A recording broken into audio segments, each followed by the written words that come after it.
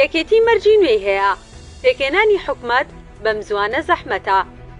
پێکێنانی حکومەتی هەرێم دەکەوێتە کۆتایی ئەم ساڵ یان سەرەتای ساڵی نوێ. لێدانی حەشدی شەعبی ئەگەرێکی کراوەیە، لایەنی سیاسی هەیە گرێوی لەسەر دەکات.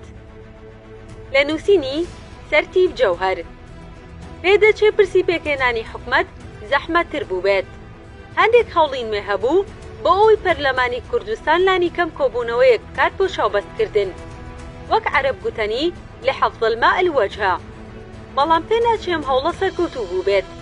سەرباری ئەوەی لە کۆبوونەوەی ڕابردووی مەکتەبی سیاسی یەکێتی و پارتی هەردوو لا بڕیاریشیان لێدا بوو.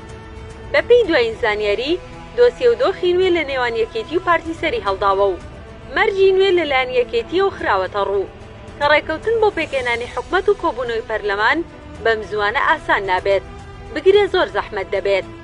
ڕەنگە مەرجی نوێ بۆ دواخستنی حکومەت بێ بۆ دوای هەڵبژاردنی عێراق. پێدەچێم دۆخە نوێیە تێکەڵ بەباری ئەمنی و بەدۆخی ئیقلیمیەوە بێت، بۆیە نەک ئەگەری دروستکردنی حکومەت بەڵکو و کۆبوونەوەی پەرلەمانیش کە بڕیار بوو لە مانگی ئەیلولدا بکرێت زۆر زەحمەتە بتوانرێت بکرێت. بەپێی هەموو لێکدانەوەکانی پرسی پێکێنانی حکومەت دەکەوێتە دوای هەڵبژاردنی عێراق، واتە کۆتایی ئەم ساڵ یاخود سەرەتای ساڵی نوێ. ئاماژە و لێدوانە میدیایەکان چ لە ئەمریکا و چ لە ئێران و عێراق دۆخی ناوچەکە لە بەردەم هەموو ئەگرێکدا کراوەیە. لێرەدا مەبەست دووبارە لێدانی ئێران و هاوکات لێدانی حەشدی شەعبیە لە عێراق کە کاریگەری دەبێت لە سەرکۆی بارودۆخ و هاوکێشی سیاسی لە ناوخۆی عێراق. پرسی لێدانی حەشدی شەعبی هێشتا پێ نەگەیوە. شیعە هەموو هەوڵێک دەدەن خۆیان لەو شەڕە بپارێزن. ئەمە لە کاتێکدا هەندێک حیزب و لایەن لە عێراق و لە کوردستان گرێو لەسەر ئەو لێدانە دەکەن، بە تایبەتیش لێپرسراوانی پارتی دیموکراتی کوردستان لە ماوەیە بەڕوونی ئاماژە بۆ دەکەن کە لە حەشدی شەعبی دەدرێت. بەڵام ئەوی لەو نێوانەدا جێی سرنجە تا ئێستا لە کوردستانی جامادەکارێک بۆ ئەگەرە و لێکەوتەکانیان بارودۆخە پێشبینی کراوە نییە.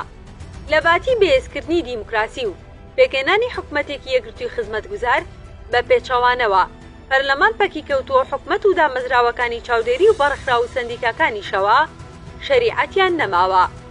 دیموکراسی ژیانی سیاسی ئاڵۆز بووە. لە هەمووی خراپتر دابەشبوون و لایەنگیری ئیقلیمی لە جاران زۆر زیاتر بووە.